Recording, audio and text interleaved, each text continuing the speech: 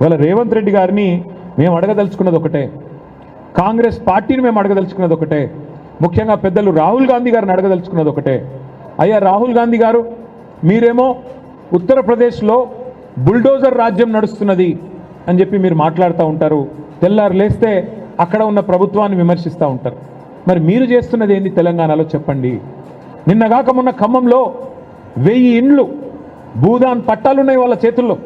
10-12 సంవత్సరాల నుంచి అక్కడ ఉన్న వాళ్ళను అర్ధరాత్రి దొంగల్లాగా దాడి చేసి 2-2.5 వేల మంది పోలీసు వాళ్ళని పెట్టుకొని ఏదో శత్రుదేశం మీద దాడికి పోయినట్టు, శత్రుదేశం మీద యుద్ధానికి పోయినట్టు మీరు పోయి 1000 మంది ఇండ్లు కూల్చేస్తే దాన్ని ఏమనాలి రాహుల్ గాంధీ గారు? బుల్డోజర్ రాజ్యం కాదా? మహబూబ్ నగర్ పట్టణంలో దివ్యాంగులు, వికలాంగులు, కాళ్ళు చేయులు చక్కగా లేనోళ్ళు, కళ్ళు కనబడనోళ్ళు, చెవులు వినబడనోళ్ళు ఒక 150 మంది ఇల్లు కట్టుకున్నారు ఒక కాలనీలో.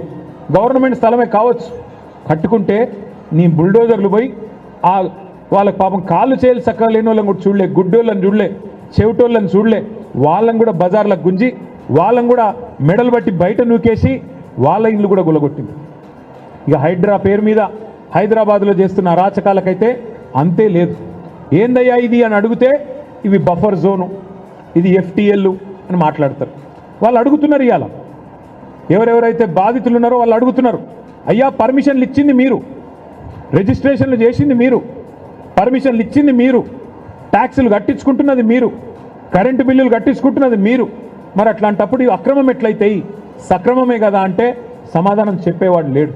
ఏమనంటే కేసీఆర్ కట్టించిన డబల్ బెడ్రూమ్ ఇళ్ళకు ఉండ్రి, అవి ఖాళీగా ఉన్నాయి, మేము మిమ్మల్ని మెడల్ బట్టి అలా నూకుతామని చెప్పి బెదిరించుడు తప్ప ఇంతవరకు సమాధానం రావట్లేదు.